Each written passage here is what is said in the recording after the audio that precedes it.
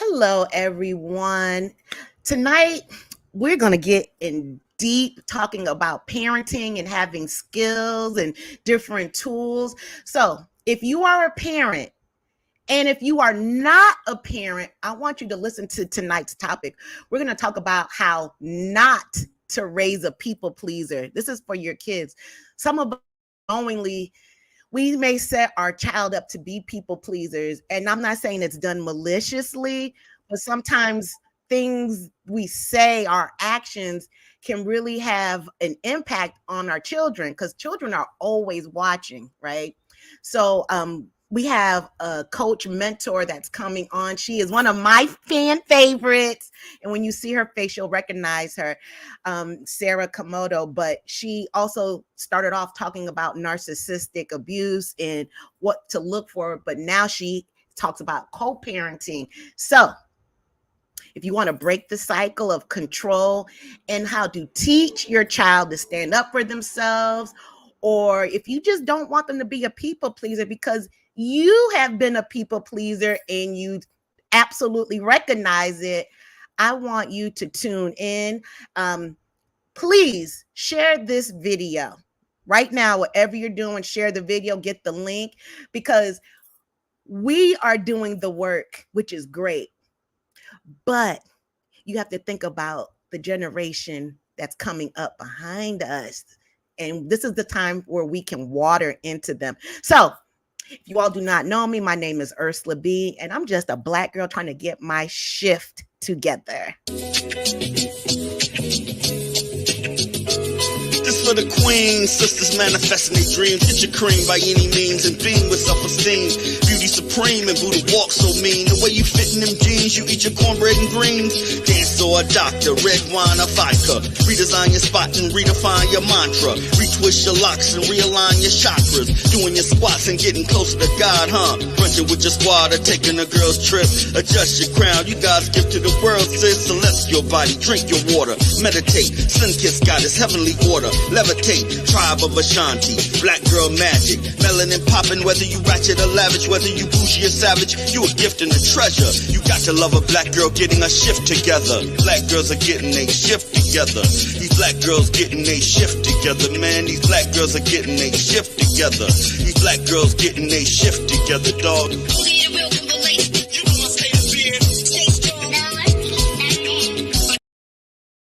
And we are back. So yes, today we're going to talk about how not to raise a people pleaser. Again, if you're a parent, let's get some tools. This is what I love about Sarah. She doesn't talk about these tools. She doesn't just teach it. She also lived it. She has her own lived experience. So, this is the perfect person to listen to. So this is going to be a great conversation.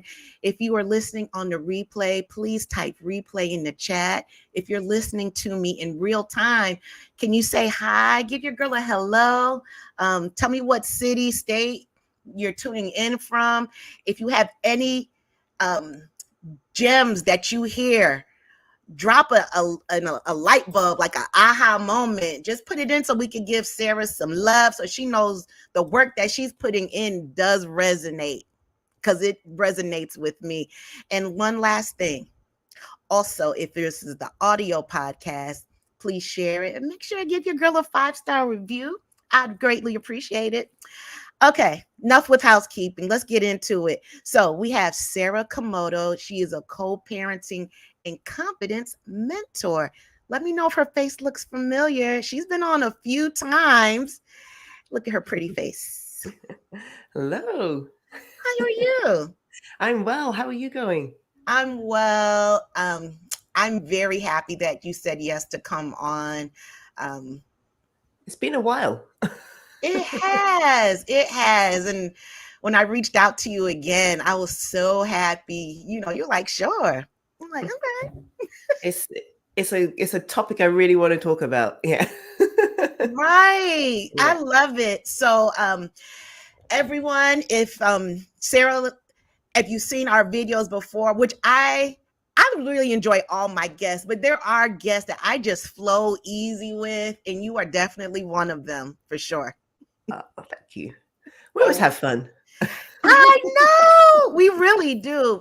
You know what I love is because I do have fun when I talk to you, but I also learn so much, and I get these aha moments. And then I look at some of the videos we've done together, and I'll tell you, I was cleaning the house, but I'm walking by my laptop, and it was low, the audio. So all I see, you're always so poised, and that's how you always talk. This is me. The real-time reactions.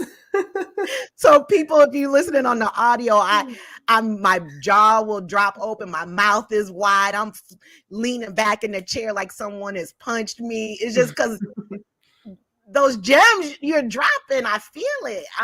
So yeah. Only ever real talk. Only ever real talk. No fluff. How about that? Yeah. So can you tell everybody who you are? Tell everyone. Oh, I have an international guest. If you tell everybody where you're located, and let's get into it. Yeah, so I'm Sarah Kamoto, parenting and co-parenting mentor. You might know me as Narc Proof and Thriving from way back when. And then I shifted into supporting people to co-parent with people who, are high conflict, toxic, narcissistic, abusive, whatever it may be. So I still do that, but also the parenting side of things as well, because it's not just about co-parenting. It's also about parenting and supporting your children, supporting yourself through all of this. It ripples down, it flows down to our children, unfortunately. So we need to armor up and get the tools, strategies, and become the kind of person who is unshakable as a woman. I love that, unshakable. Yeah. What made you, shift is one of my favorite words. What made you want to shift from the Narc Proof to the unshakable co-parenting? It was more of an evolution of myself and my own journey. And, we grow and evolve. I'm always learning, always researching, always learning from, everything I teach has been experience. It's experience and supporting myself and supporting my clients and the strategies and the tools and everything that I've embodied to get to where I am. And so I know it's possible, but, there's things that need to happen. You can't just have the idea that you want it to happen or have the information of, yes, I understand what it means to like heal and move past and move through this. But yeah, it takes breaking the cycle, and not everyone is cut out for that. Not everybody wants to do it either. But yeah, it's a lot of work. Not Proof and Thriving, like I'm still not Proof and Thriving through and through in my veins. But yeah, it's still the same kind of topic, but kind of drilled down even further to the core of the issue. Yeah. Oh, yeah. Hey, Shayna. Hello. So I love what you said about from your own experience, and you're absolutely right. And I mentioned that earlier, that you're not just researching, you've lived this. Yes, this isn't an abstract topic that I just plucked out of the air. And I think that's what a lot of people don't realize. It's not a choice to do this. It's not something I would choose to do if I had a choice. It's like my calling. It's my passion, because I got myself out of that deep, dark hole. And I know it's possible to do that for yourself, for others as well. It's nothing special about me, but it does require a certain mindset, and you need to be a certain kind of person. And I've realized over the years that not everybody is that kind of person, and that's okay. But if you are that kind of person, let's freaking go, because I'll get you from there to there and where you want to be, so you can rise the beep up. I know that. I love it. I love it. I love it. I'm going to put, for people listening, I'm going to put the past conversations that Sarah and I had. But Sarah, in a tight little nutshell, because everyone's going to have to watch the video, can you give everybody your experience with in a relationship or co-parenting with the narcissist, but like real tight little compact ball, because they're gonna have to watch the video. Well, basically, I mean, I won't go into like detail, but when you have been in that kind of dynamic for whatever reason, whether you were raised by people like that or guardians who were similar or guardians who were enablers, codependent, whatever it may be, if you're raised to be a good girl, people pleaser, that is what sets you up to be in these kinds of dynamics. Men as well. If you were raised to be a certain kind of way, you are going to fall into the arms of someone else who is a certain kind of way, and that's just like a match made in heaven or hell. Do you know what I mean? Until you Yeah. know. So once you realize, this is why I always tell my clients, this is everything to do with co-parenting and nothing to do with co-parenting, because it's about you. You said it's not you.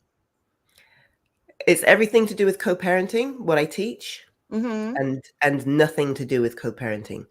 What does that mean? What do you mean by that? The last It part. means a lot of people focus on the co-parent, what they're doing, what they're not doing, all the drama and chaos that they're creating, which of course is an issue, it's a problem, but this is an inner job. How you navigate that is not like, how do I set a boundary with this person? How do I do this? It's like, who do I need to become so that I know how to handle this person and I don't have any more questions? I have my tools in my tool belt. I have my strategies. I've become this person who makes decisions that are aligned with what serves me and my children. So what they're doing is neither here nor there. Easier said than done, obviously, and that's the work. Woo! And when I say work, it's not hard work, but you need the guidance and support to get you there. You need to have a really strong vision for what you see for your life and what you see for your children and what you want. Otherwise, you're going to be in a whole world of pain for many years. Or decades or a lifetime. Yeah. Hi, Diamond Ingredients. This what they posted, I'm going to read, and this is a great segue. Hello, ladies. Hey, beautiful Ursula. Hey, Diamond. I absolutely agree with the headline. I don't have any children. However, I'm learning myself not to be a people pleaser. No is a complete sentence. Mm-hmm. That's I right. agree. So I am also like Diamond, no children. However, I encourage, not now, but when Sarah and I are finished, to go back and go through Sarah's, okay? When I say a lot of what she posts, it resonates with me because it's reminiscent on the household I was raised in. So I'm going to give a quick, compact story. And Diamond, thank you for your comment. When I was a child, and this isn't a dig towards my parents, this is just, it is what it was. I had my dad, he would say something wild, and I'm a child. I'm a human. Hurt my feelings, and then I'll voice it to my mom. Just don't say anything. Just, just to keep the peace. So guess what I did? I kept quiet. It did keep the peace because there was no more of the rah-rah going on. But internally, it didn't feel good. So now, fast forward as a young adult and an adult, and after enduring therapy, now I can see how the people pleasing had manifested in itself. And not just with my romantic relationships, but with other family members, work, my career. And I'm still learning to give myself grace because I'm thinking like, damn, I should have said something. But then because I did not grow up witnessing effective communication skills, it would either be 0 or to 800. Yeah. And then nothing came from it. And this is why it's crucially important, because we, as parents, we are our children's first teachers. So we need to be careful what we're teaching them, what bad habits, what work do we need to be doing to break the cycle, to not create the dynamic where, they're keeping the peace, they're backing down, they're not stepping into their power, they're not using their voice. But of course, they've got to witness that from you, because you can't just tell them the words. They've got to see it. You've got to model that behavior. Right. Because children are children. They don't want to hear instruction. They need to see it. They need to experience it. They need to see and witness, you in your power, you standing up for yourself, you asserting yourself, you and your confidence. I just had an aha moment. I drop Ooh. bombs. Oh, There'll be gems and oh, bombs, but oh, sometimes that was, people don't realize what it's not necessarily what they're doing that they seem to focus on. It's also what you're not doing. What are you not doing? oh my God. Yeah. Oh, I got stuff to Mhm. unpack. And I just had therapy Monday. Now I have to wait. I should have had this before so I can talk to my therapist. Okay. So, again, anyone listening, if any bombs that drop, again, put a like emoji. And if you want to share your own experience, this is a safe space, please. Or if you have questions for Sarah, drop them in the chat. Okay, so Sarah, how would you define a people pleaser in your So experience? yeah, so people pleasers are, everyone else's needs and wants go above yours. It doesn't matter what you need and want. Everyone else's is above yours, whether that's implied or whether that's what you take on yourself. You put everyone else's needs ahead of your own. You say things, you do things that you don't really want to say and do, but you don't want to upset people. So you'll go against your better judgment and go and do those things. Mm-hmm. You sacrifice your own happiness and you compromise who you are just to please other people. So when you were saying, like, in your own household, you stopped saying things, you shut down, and that kept the peace. Yeah, but it keeps the peace for one person and one person only, because you can Yeah. either say something now that's a little bit uncomfortable and deal with that, and then reap the benefits of doing that because you start feeling more confident to use your voice and assert yourself, or you just continue to shut down. And yes, that will trickle down into other relationships, other dynamics. And that happened to me as well, like work Did relationships, it? other friendships, and everything.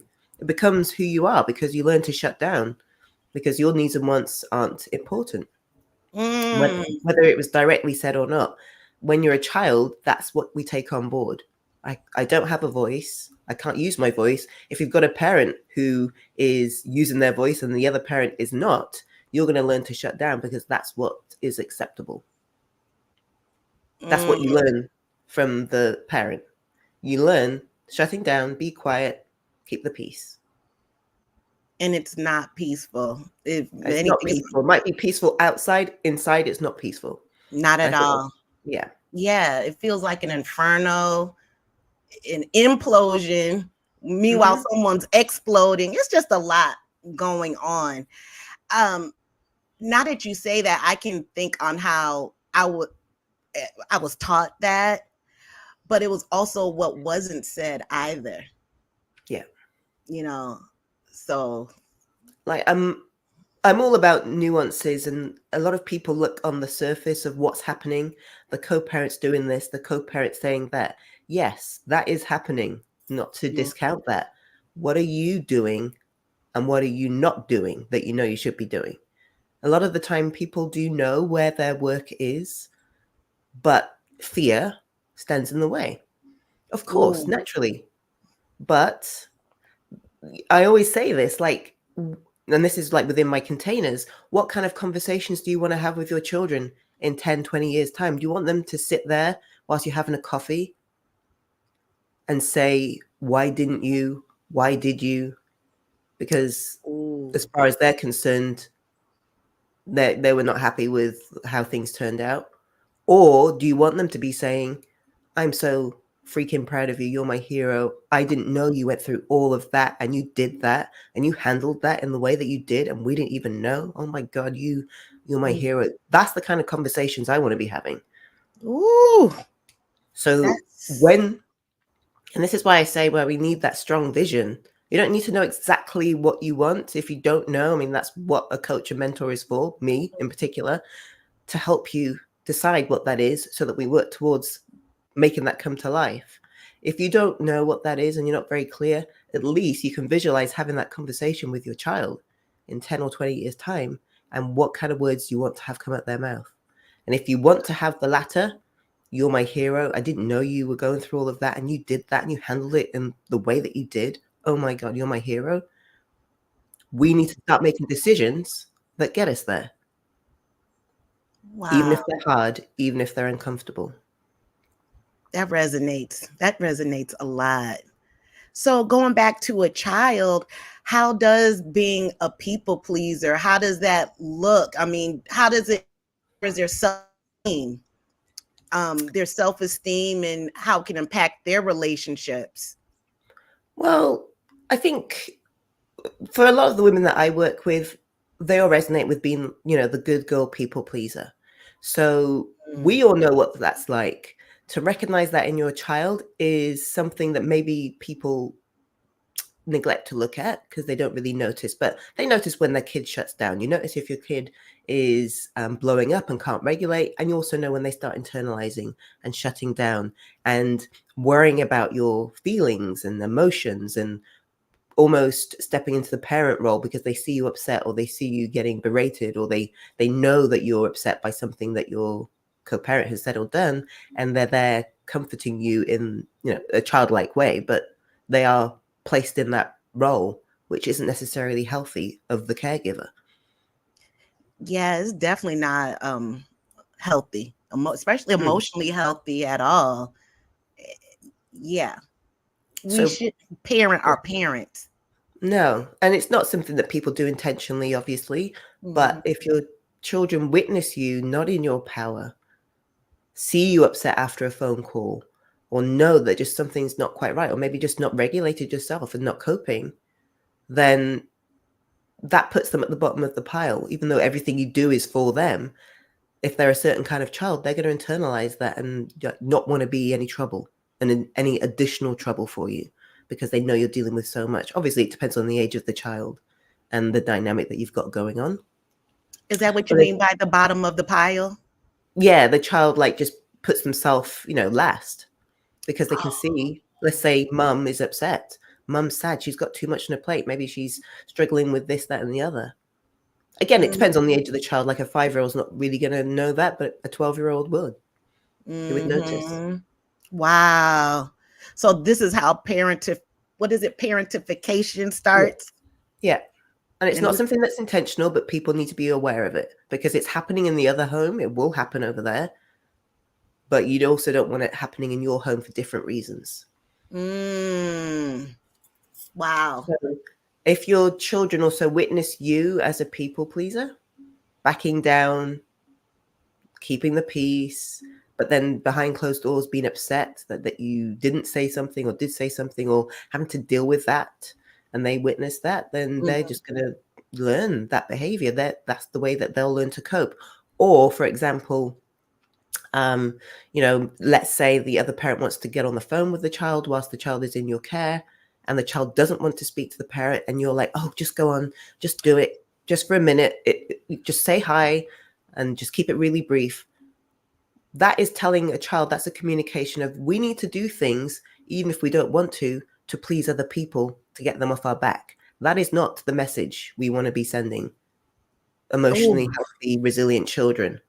Yes, it's hard to, and it seems easy. Oh, just get on the phone, just say the thing. But that communication, if that happens enough times, the fact that I don't want to do this thing, my parent who I love and respect is telling me to do it, even though that's what I do then. So then in relationships and friendships and at work or romantic relationships, that's what I do because that's what I know. Ooh. So indirectly, we are raising people pleasers if we're unaware. If we do things like that, oh, just go on, just speak, because it seems harmless. Just speak for a minute, just make it brief, and then, say it's, the dad, and then, he'll be happy. Or it's not going to kill you. Just talk to them. Yeah. It's just for a minute. Don't worry about it.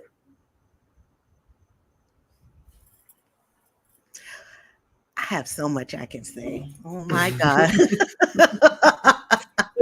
Basically, if people don't want to raise a people pleaser, we're going to have to learn ourselves, where am I indirectly people pleasing or teaching and handing down people pleasing tendencies? And then how can I shift that so that that doesn't happen, but we still fix the situation, but in a healthier way, so that we're teaching the children how to deal with things like that doesn't cause conflict, but the child gets their needs and wants met. That's the key right there. that doesn't cause conflict, because I'm going back to what I just said. It was either 0 or 800. Yeah. Really, nothing was resolved. It was just diffusing. But you're right, to make it effective communication, but still get your needs and wants met.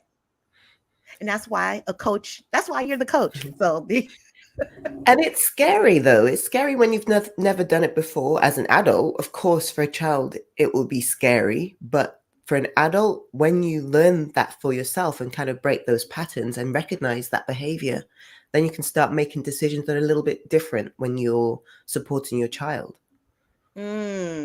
So have you ever encountered any parents who struggle with letting their child express their true feelings, not the feelings that, oh, I just want to pacify the other parent, but especially let's keep it real, especially in Black households, the kids should be seen and not heard. Stay in a child's place. What do you know? You're just a child. I'm not saying that our counterparts don't, but I grew up in a Black household, and in a lot of other Black households. I mean, that's what we heard. And if you are listening, if you heard that, put a 1 in the chat. I mean, so like also, yes, like generationally and like culturally, yeah, it depends what kind of upbringing you had, and you know, the cultural background as well, that can add to that, and it can be seen as, you know, normal. That's just normal. But we find as we grow older that isn't normal, because that's messed up my relationships, my interactions, how I deal with people, how I show up. Right. And it's that normalized dysfunction. That's, to me, that's what it is, because I didn't think anything was wrong with it at one. I mean, now I do see it as dysfunctional, but I mean, even well into my age now, I'm just learning this. And the funny part, the flip part of it is that when a child does speak up, then you're being known as being disrespectful. Yeah, so if you do have like a sassy child who is confident and outspoken, which is great, yes, they do need boundaries, and we need to reel them in. But I would much prefer a child like that than a child who shuts down and you can't get anything out of them, because that's something that's happened. That's the trauma. They can't communicate. They can't express themselves because it's unsafe. It's been unsafe to do so. They've been punished. Oh, let me tell you this story real quick. May I share a story? Story time. Okay, so do they play pickleball where you are in your country? Don't think so. I've heard of it though.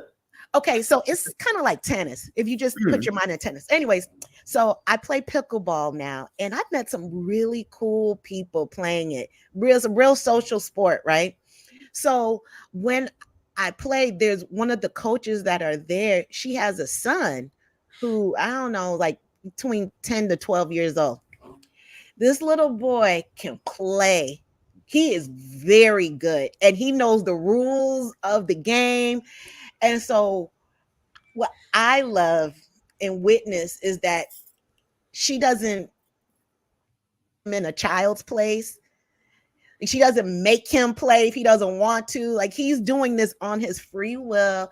And so one day we were at a social gathering to play, and a conversation came up about the rules. So he's the only child in the group, and we're talking about the rules. And he said, no, it is this, and he explains it. But what I loved, his mom didn't tell him to be quiet. Adults are speaking. He knew the rules. And guess what? He was right. And so even though I'm playing the sport, I'm always watching their dynamic. I think it's beautiful. And I always think how confident he is going to be. Well, he is now. He's not sassy, as you say. He just knows what he knows. And that's what we need to cultivate within them. Allow them to be who they are. Yes, they are still children. And I love that dynamic that she has provided that safe Me space for too. him to do that, because it can easily go the opposite way, and it has done for many children. Yeah. Yes. And he manages the table because when we're done, there's a rotation system. So we put our paddles down and he's right now. Remember, he's the only child and he's literally managing people that could be his parent, grandparent, auntie, uncles. And he's like, no, here you go. You go over the table to the court 3. And we go. Yeah. Yeah. We go. And no, not like sheep. He knows what he's doing. And his mom doesn't say, be quiet, sit down. No, he is managing that tape. I love it. And I'm always thinking like, he is going to be so confident as an adult. He is going to show up. He's already showing his working on his full potential power. Yeah. I love it. I love it. That's like having a voice. He's been allowed to have a voice. Yes. When we're allowed to have a voice, things could have turned out very differently for us. Exactly. And so now with my shifted mindset, well, the balls are different colors. And, with these AARP eyeballs, I can't see certain colors on the court. So there's 4 people. So he's the 4th person. Well, I asked everyone, do you mind if we change the color? I don't know, the blue. But I made sure to ask him too, because he is a human. So I always try to include him. Not, oh, he's a kid, he won't. No, he's playing with, and sometimes he's beating us too. But I always make sure and include him in the conversation. Ask his input because he is playing. I want to do what wasn't. I want to do. Wait, let me back up. I am learning tools, and I still want to implement them in my day to day. This is, to me, was a perfect way to practice my tools. Exactly. Yeah.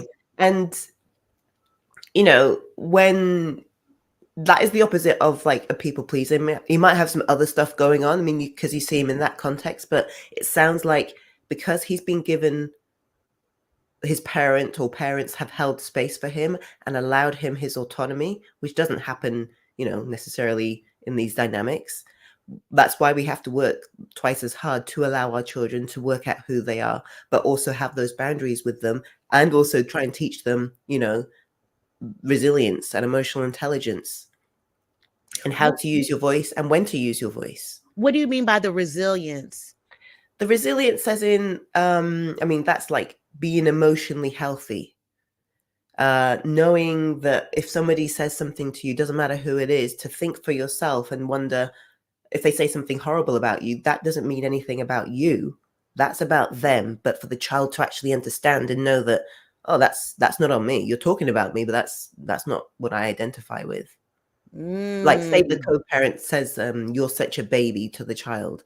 You're such a big baby. If the child is expressing emotion, the child is going to be upset about that. But we need to get to a place where, hang on, what somebody says about me, who doesn't actually know me and allow me my autonomy and doesn't respect me, that means nothing about me and says everything about them. Now, it can take adults a long time to even work that out. But once we know that, and again, when we've done that work and we do not care what people think of us, who we don't align with anyway, who are completely different in terms of values and morals, we can brush it off. When we can learn that for ourselves, when our child comes home and says something like that, instead of going, oh no, you're wonderful, you're great, you're not a baby, blah, blah, blah, you can teach them to think. And that's where the emotional intelligence comes in. Like, I wonder why that person said that. Usually when people say things like that, it's about them, or they're trying to hurt you, or blah, blah, blah, whatever it may be. But it's teaching the child, instead of just, I say more mumming. It's not more mumming that's going to support our children. It's having those tools, having those strategies, having that resilience yourself, so that we can teach them how to cope, how to deal, and how to think critically as well. Of course, when they get to an age when they are able to think more critically for themselves. That's some good stuff. So when it comes to the parent, what do you say about the parent who they feel that conflict should be avoided at all costs? Like, they are so adamant. And I think it goes back to more about the parent that's avoiding the conflict. But what do you say about that? With the, I mean, a lot of the people that come to me, I mean, they kind of, most should understand my whole premise and my stance on these kind of topics because, unshakable co-parenting, it's like there is a reason why those words are there. This isn't about avoiding conflict, and this is the patterns that we need to break, the deprogramming, because a lot of people do want to avoid the conflict because it's too hard, or they don't want to, cause an argument, or they don't want to flare things up and add fuel to the fire. That is how you were usually in the marriage or the relationship. And how did that turn out for you? Ow. I know it's not easy. Trust me. There is fear. You're going to have fear. You may have tried to set boundaries and it just blows up in your face or backfires, or you back off because they start kicking up a stink. But again, how is that working out for you? I'll just blink a few more times. Right. Exactly. To make a point. Exactly. Okay. It doesn't work to back down. It doesn't work to not step into your power. It doesn't work to keep the peace. And when I say you don't need to keep the peace, I don't mean then add fuel to the fire and be exactly the same as the other person.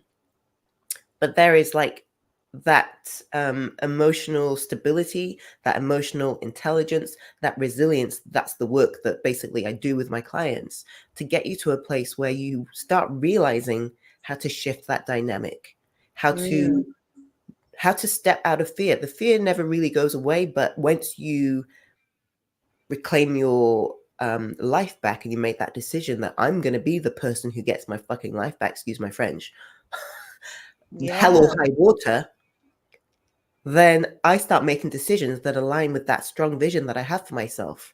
And again, if you don't have a vision for where you want to be in a year or, 18 months or 3 years, at the very least, think about the kind of conversations you want to have with your children in 20 years' time, in 10 years' time.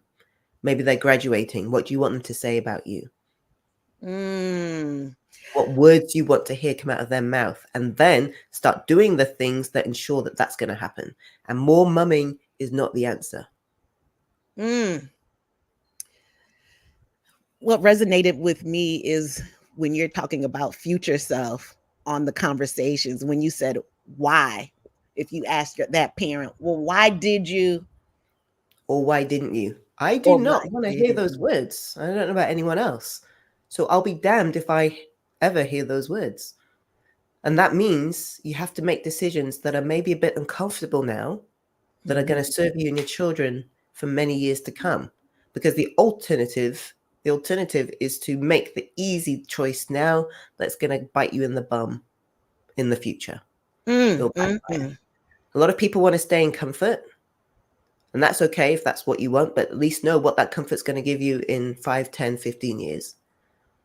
Or you can do a little bit of work now. Do a little bit of work, build yourself up, do what is necessary so that you break the cycle, so that your children don't have to break the cycle.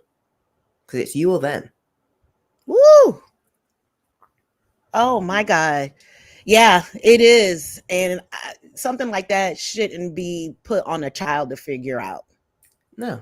Children should be the children, do what kids do instead of regulating their parents' emotions and learning to be doormats. And, and again, I'm not saying this from like, like, oh, it's just easy, just make a decision. Doing that work. If you're dysregulated, you need to find a way to, and do the work to regulate. If you are overwhelmed, you're going to have to start thinking about where do I need to cut certain things out of my life? What can I do to find some more balance so that I can then focus? Because as long as we're in confusion, in overwhelm, in, continually triggered, you're not able to focus on doing the things that are going to get you where you want to be. Too much energy and time is consumed focusing on the wrong things. So what do you say to a parent? I just feel, because I've been this person, so I can definitely speak from experience. What do you say about a parent who is so disconnected from self that they may not even realize that they're being triggered? They may not realize that they are also people pleasers because maybe it's something that they saw growing up. How could they identify? Well, this is about self-awareness. And usually when people find me on social media and start looking through my content, they get a pretty good idea of what's going on. A lot of awareness, a lot of education there. And that's great. We need awareness, we need education, but that's not enough. It's just that's just information. It's the transformation that is what is going to get you where you want to be, if you want to be anywhere. Some people don't want to face it, and some people just want to stay with the status quo, and that's fine. It's your life. We have choices. But on my side of the track, we get shit done. We do the work. Yes. No excuses. You come to me when you're ready. If you are someone who maybe expects your co-parent to fix it or your co-parent to do something, you will be waiting a long time, and in that time, damage will be done. And that's not to scare anyone. That's just how it is. It's just a fact. It is damaging because you're still giving that person power over you. And which means power over your children. Power over your children. Wow. And then your children usually will follow in your footsteps and have those kind of unhealthy dynamics and relationships because they're not learning any healthy coping mechanisms, any resilience, any emotional intelligence. You know, as much as you love them, and you know, I'm not saying that people don't love their children, of course, but it's just not enough when you're in these dynamics. Right. We have a comment with Sarenthia. She said that this is so true. She's working on this with her 7-year-old. And that's a great age, like where, you know, they are developing into who they're going to be, their personality, working out the world. So when I'm saying all of this, we really need to be thinking about what is the age of the child? How long have I been, you know, co-parenting? And take that into consideration as well. So if the child is 7, there is time to do this work. But, you know, it starts with you as the parent. So let me pull up your social media since you spoke on it. I'm gonna pull up the actual slide that I saw that made my hair raise on top of my head. Yeah. Let's see. I hope this is it. Yeah. I wonder if I'll be able to switch. Okay. Can you see my screen? Yeah. How not to raise a people pleaser. Let's see. Can you see the next slide? Yes. Yeah, I can see it. Yeah. Okay. So I'll read it, and then if you can give your input. Having a narcissistic co-parent brings unique challenges. Your child is at risk of constantly trying to appease them. If they're a people pleaser, and the co-parent, you know, will love that trait, because, you know, naturally children want their parents' approval naturally. But in that dynamic where you do have someone who is more like domineering, let's say, the child is just going to fall naturally into that role. Into the domineering parent role? No, naturally into the people-pleasing role when there's a dominant parent there, domineering parent. It's like a match made in heaven, just like it was for you. Because the child can try and speak up, but they will learn very quickly that, oh no, they're going to be angry. I better just stay in my lane, stay quiet, back down, and then just try and appease them to keep the peace. That's another way of keeping the peace. Like, of course, a child doesn't know. Exactly. It's just a parent that they love. So keeping the peace, since we're speaking of that, keeping the peace may seem like an attractive option. The truth is, teaching your child to stand up for themselves is what's crucial. Yeah. So obviously it isn't easy, and it does depend on the age of the child, and it depends on the situation. It doesn't necessarily mean with the co-parent in the playground as well, at school, whatever it may be, with their siblings. But again, because these are life skills, it's not just in isolation. These are life skills. Your child will grow up and have relationships and go to work and maybe be a boss or whatever it may be. They need to learn how to stand in their own power as well. That is not going to come from your words. It will come from your behavior. Yes. So these tools are just as important as learning how to tie your shoes as a child. That's I something believe you so. learn. Hmm. These are life skills. These are life skills that Yeah, we were not taught. I know if I was taught this kind of stuff, my life would have turned out and would be very different right now. But we didn't know, and we don't know. If our parents don't know, how are we supposed to know? absolutely. Yeah. Yeah, I definitely would have had a different trajectory in life for sure. Mm. A lot of us, I believe, would. Yeah. Okay. It may seem easier for your child just go along with the other parent. The truth is, this will teach your child to ignore their own needs and feelings. Yeah, which is similar to what I was saying with the phone call, or if the co-parent wants to take them somewhere and the child really doesn't want to do this thing, and you're like, oh, just do it this one time, it will be fine, you'll have fun. Yeah, Mm-hmm. there is a fine line, and this is where we get into really tuning into your child to know, do you just not want to go because you don't like that activity, or do you truly not want to go because this person, you just don't want to spend time with that person because of your Mm-hmm. experience? Because children are also children, they're going to have their things as well. But I did a whole program on not proofing your kids against manipulation. This is about listening and honing in on those signals and those signs of, Mm. is my child like internalizing? Are they being manipulated? What's happening over there? And you'll know by what they're saying and sharing with you, but it's also what they're not saying. It's their behavior. Right. You know, I'm just thinking about I'm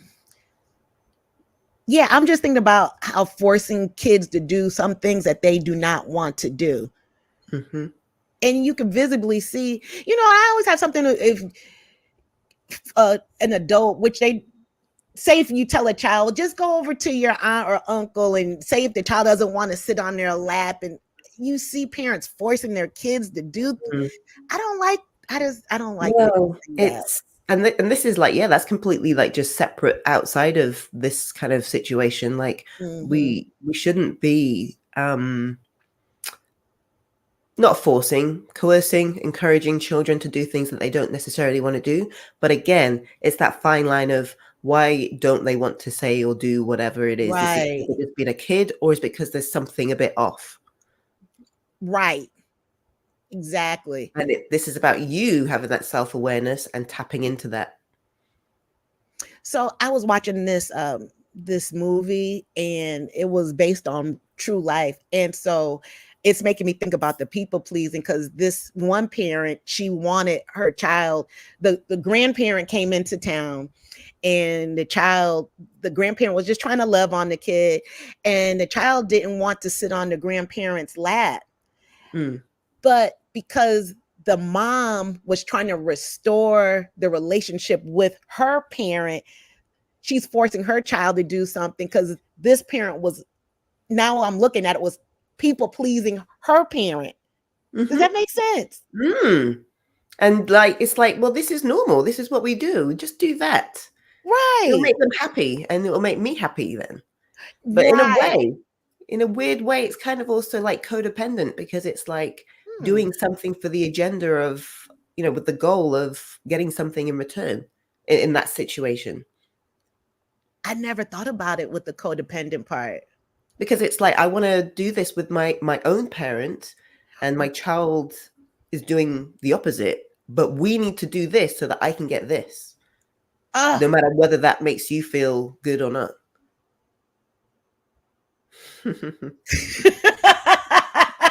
And you these are the saw kinds that of bomb things. you just dropped. Yeah, but these are the kind of things that people don't realize or think about, and that is the beauty of coaching and mentorship, is to see those blind spots, the things that we've never thought about in certain ways, so that we can start making these connections, and then start making decisions from this new mindset, this new way of thinking, with all the information. Right. You don't want your child to experience conflict. The true conflict can be a powerful teacher if navigated with emotional intelligence. Yeah. So it doesn't mean go and cause conflict just so that you can have this powerful shift at all. But when there is conflict, it doesn't mean that it's something necessarily bad. It's a teaching opportunity. It's an opportunity to teach your children, okay, this is how we handle this with grace, with resilience. This is how we handle this situation. You don't have to say those words. You do it with your behavior.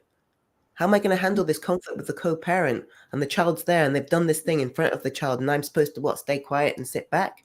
Or do I handle it in a way where I'm showing some kind of grace? I'm standing in my power, but I'm not adding fire.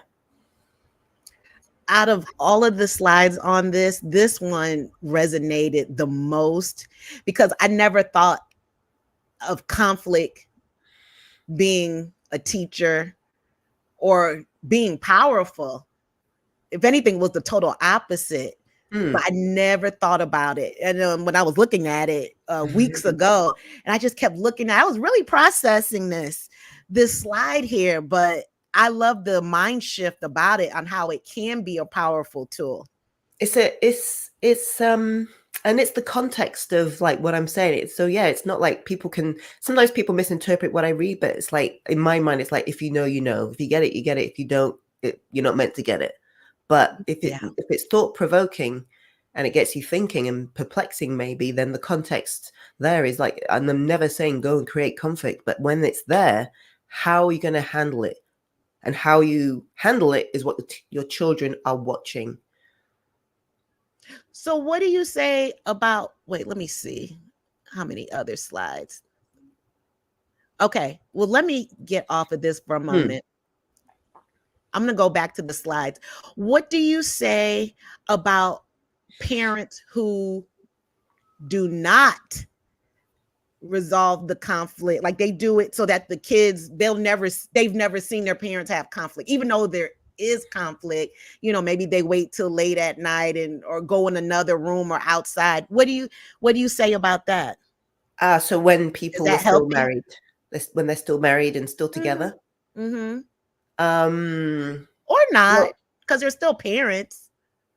Well, let's say if they are still in the marriage or relationship and you're dealing with someone maybe with narcissistic tendencies, then that's unhealthy for the child to see it and not see it. It's unhealthy to even still be in that situation when we know what we're in. I mean, when you are, divorced or separated and your child still doesn't see the conflict, that can be good, but it depends on your intention.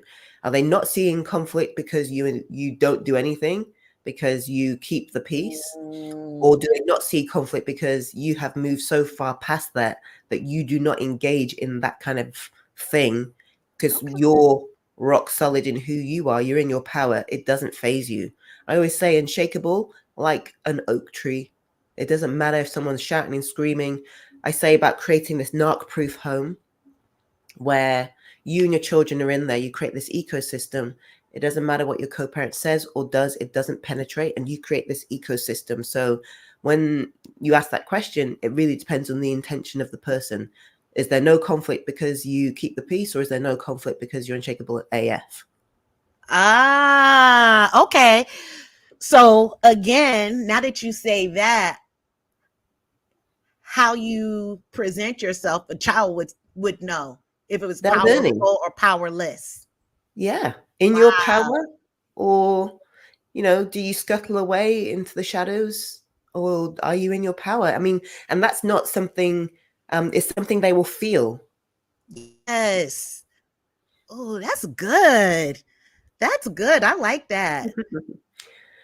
And this is deep work. This is the work. And this is why it's so powerful, because when you get to that place where, you have the resilience, you have the emotional intelligence, you're emotionally stable, you are regulated, you have the tools to help your children regulate because you are regulated. You're no longer triggered by this person, or when you are triggered, you're able to just really minimize the effect of that. It doesn't take you weeks to recover. It takes you minutes to recover. That is the work. When we're able to do that, we're able to then live our best lives, and the children get the best of you. But you're going to have to create that space first. If you don't create that space, this person is always going to be interjecting and taking your energy away and your focus away from what's important. Ooh, that is so true. So true. Especially the part about taking away that energy. Because Okay. once you start also reclaiming your power, you Mm-hmm. get more control. And guess what? This other person has less control in equal proportions. You get more control, they get less control. Right. And then you can start gaining momentum on that and start then doing your work, focusing on yourself, focus on your career, your business, your children, your other relationships. Right. It almost would take you out of survival mode too. Yeah. And you do actually start living your life, like not just surviving and functioning. Thriving. Exactly. Teach your child so they learn that their worth isn't tied to pleasing their other parent or anyone else. Mm-hmm. And again, so this is like if the other parent says something about the child, and then you're not just trying to brush it off and say, no, you're amazing, you're not a baby, you're great, or I love you, or I'm sure they didn't mean it in that way, whatever it may be. Don't try and fix it for the other parent. It's about building that resilience in the child. And building that Mm, resilience isn't coming from telling them how amazing they are, even if they are. Who are you deciding to be so that when your child comes back and they need you to hold that space, you're able to hold that space and also teach them about their self-worth. You can't teach about self-worth if you know nothing about self-worth for yourself. right. Just like you can't teach boundaries if you know nothing about boundaries yourself. And when I say know nothing, everyone knows what boundaries are. Do you do it? Are you successful? Do you get the outcomes that you want? That's what I mean by being able to set boundaries and get the Mhm. outcomes that you want. Mm, Being resilient, building up your self-worth, which is part of doing this work and gaining your confidence. But you don't gain confidence, you don't wake up and say, I'm going to be confident today. You do what's necessary and you start feeling a little bit more confident. You do a little bit more and then you gain a bit more confidence. You go and do a little bit more and you gain more confidence. And then you yes. have more and more and more control, and then proof and evidence that, oh, hang on, I can do this. But it's just about doing the right things, not more of Right. the wrong things. And can you go back again when you said, let me stop sharing. When you said to the to say to the child, you can tell them, yeah, you are a great child, and you say those encouraging words, but you said we should do what instead? Or in Yeah, so addition to? that is great to say that, but that's not really going to help them in the long run. It's just saying the opposite. They're not really going to believe that if it keeps happening, because Mm, it's just counter words. It's counter words. So then it's teaching them about their own worth. But you can't teach them about their own worth and how to raise their own self-esteem if you haven't done that for yourself first, to even know what it feels like, to even experience it. okay, I got it now, because it seemed like it's Mm. almost counterproductive. So you're saying A, but you're doing B. Yeah. So you can say A as many times as you like, but if you're doing B, you're going to get B out of the kid. But if you There it say is. A and your behavior is A, your kid's going to be A, or closer to A than they would have been. Right. Okay. This Mm. is good to know. I'm taking mental notes as well. Okay. So let's get on this screen. Equip them with the tools to recognize manipulation and assert their own boundaries. Hmm. Again, it depends on the age of the child. Obviously, a 5-year-old is not going to be able to necessarily recognize this, but a 8, 9, 10-year-old and beyond would. And we need to use age-appropriate language. And this is what I go through in the Not Proofing Your Kids Against Manipulation program. There's a whole program on this, like spotting the manipulation, but also Mm-hmm. spotting your child's behavior to know that they are or have been manipulated. How is Mm. the child displaying depending on their age? Because how the child is, developmentally where they are, and also your child, the language needs to change and shift. But again, can you recognize manipulation? Do you know what it is? And then it's Ooh. and then it's translating that to age appropriate language. And when I say that, it's not like, oh, your other parent is manipulating you, that's manipulation, what they're doing. We do not do that. We do not say that. It's just going to mess the child up. We do not focus on what the co-parent's doing, but we find opportunities to teach. They watch shows. We watch shows with them. There are books. There are stories. There are always characters who are up to this thing, up to these kind of behaviors. That is where those teaching opportunities come in when we're aware. If we're unaware, we're not going to teach our children these things. Exactly. That's why it's important to do the work, because manipulation isn't always a blaring red flag. Sometimes it's nice and pink roses, and it can slide right by, and you may not even recognize it. And tied up in a nice bow, and doesn't look like what it is, but it 100% is exactly that. And that's how it's designed. Yep. Encourage open conversations about their feelings and validate their experiences. Yeah. So validate as in, it can be easy to unknowingly invalidate what they're feeling and experiencing. And by saying, oh, I'm sure they didn't mean that, or, maybe that's not what they meant, and they love you.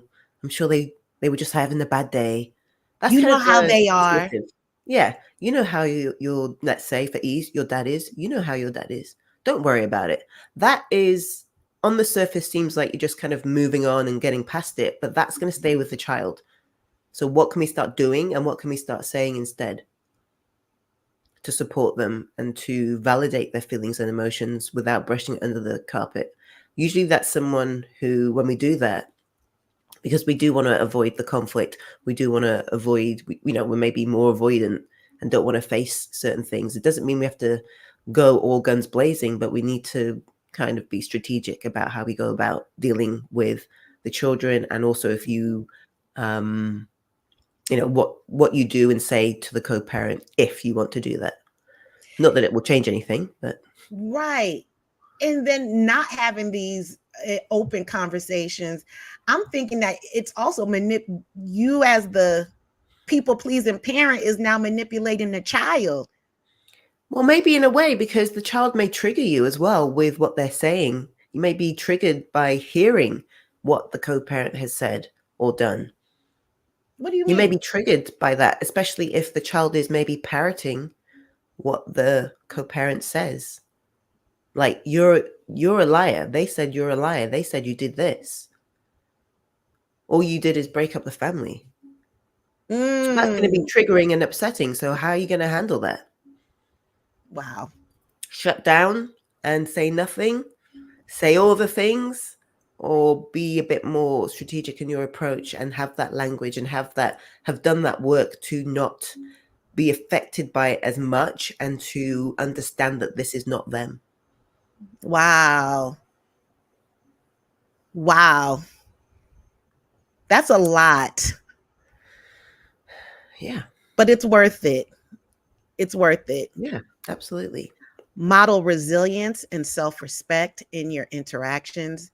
Your child will learn to emulate these qualities. Absolutely. And that's the thing, self-respect, not respect necessarily of anyone else outside of you. Self-respect. I never thought about it like that. And again, not to say we don't respect others, but we've got to respect ourselves first and foremost. And that comes from that, stepping into your power, knowing who you are, saying the uncomfortable thing or doing the uncomfortable thing that's going to benefit you and your children now and in the future. But it feels maybe a little bit uncomfortable, or you can stay comfortably uncomfortable and keep going in the cycle. We have choices. We all have choices.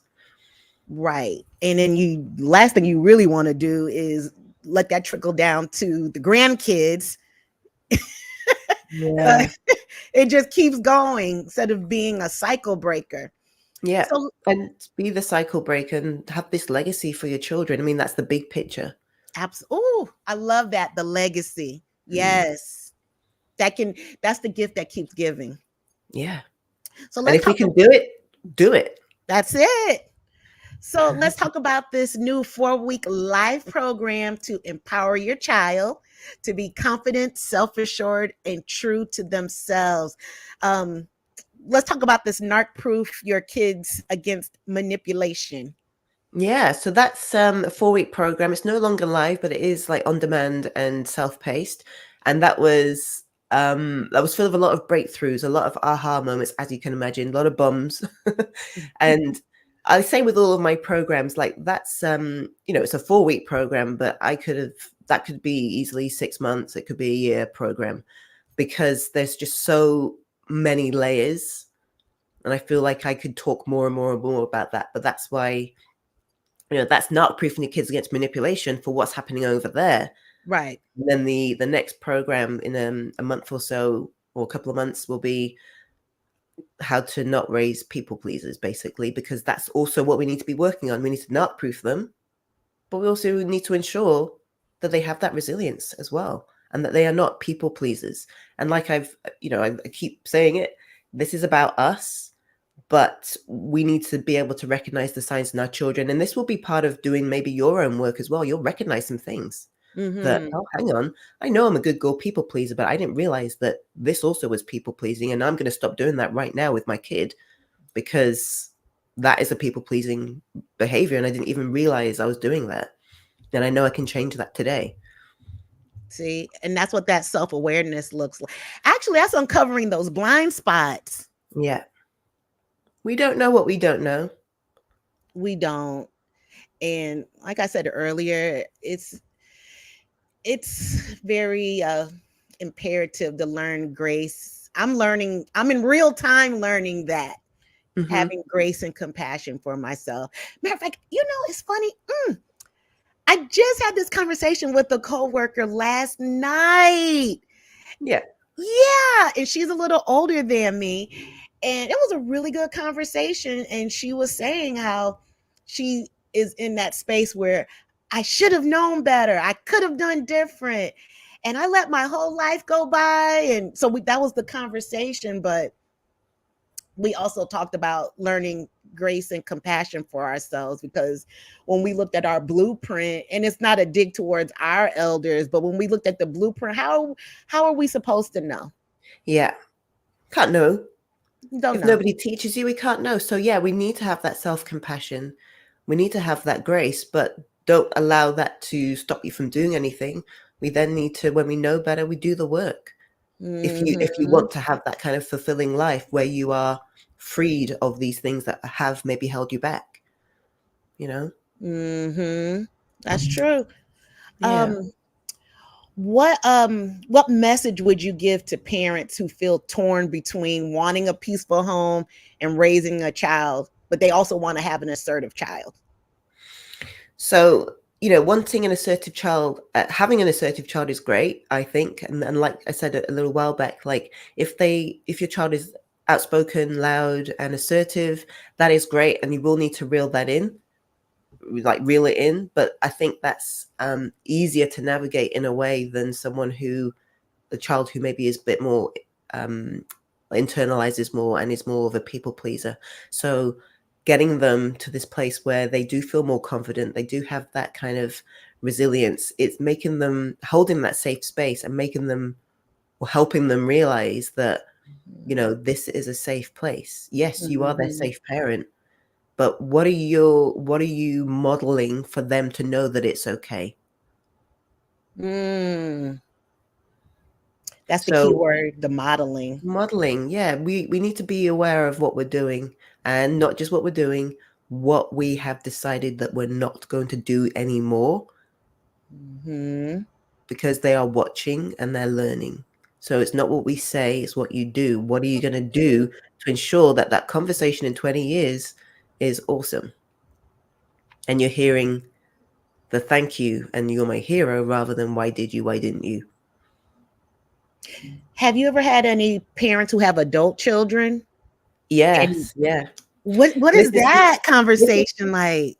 This is how I know how things can go when you do keep the peace. This was before I did co-parenting. This was in like the healing space for Not Proof and Thriving. Right. And it's a different generation. The woman was a little bit older and her children were in their early 20s, and she'd only just left. She was just getting divorced, and it was a messy divorce. And because the co-parent was who they were, they had been doing the work on the kids, so that the kids were blaming her. He was like, you ruined the family, you're breaking up the family, what about the children? And they're like, why are you breaking us up?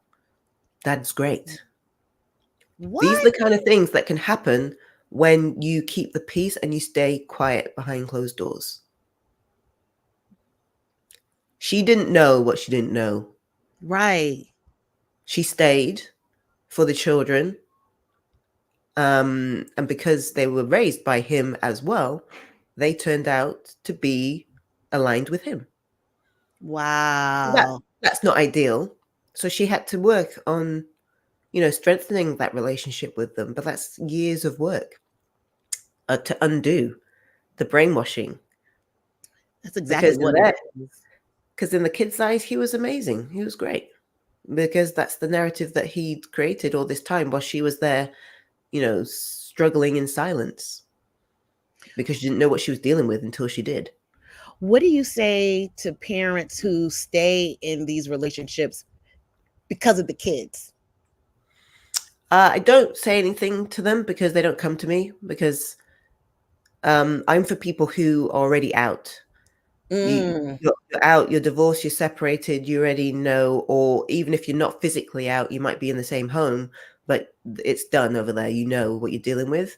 Yeah, people who would come to me with, they were still there, but I have nothing of value that they would probably want to hear from me if they're still there. Yeah. Yeah, because they're going to have to do the work. I mean, there's no shortcuts. People's choices. Like, if you want to stay, stay. But I have nothing to give you. Right.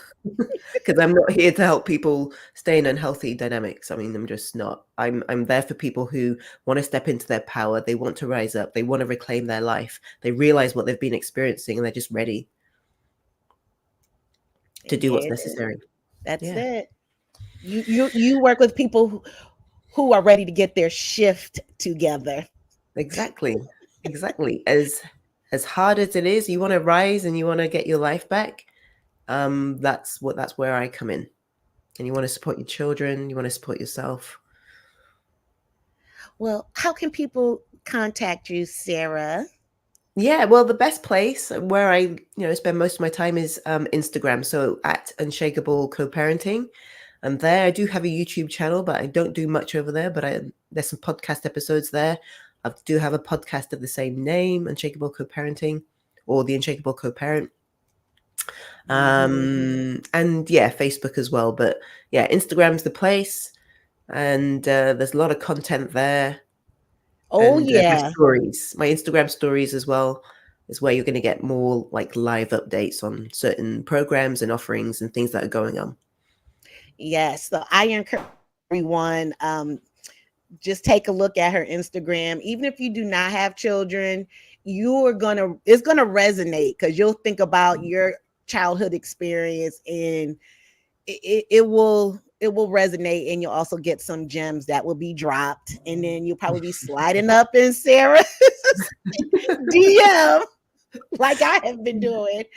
But I'm so glad that I did reach out. What was that, 3 years ago, maybe? Maybe, yeah. I'd already had Sage, I think. Yes, you did. Yeah. So there you go. Yeah. Little baby. It's one of the best slide-ins I've ever had. Remember we had our cocktail hour, our happy hour? Although I think mine was non-alcoholic because it was the morning. Right, exactly. But yeah. That was fun. We cheersed and everything. That was a fun one. That was fun. I like that. Well, I definitely would love for you to come back on again. You know how we do. I'm sure I'll be back. Don't worry. Yes. So, you know what, Sarah, guess what? Yeah. You are a Black girl that has her shift together still. Oh, yeah.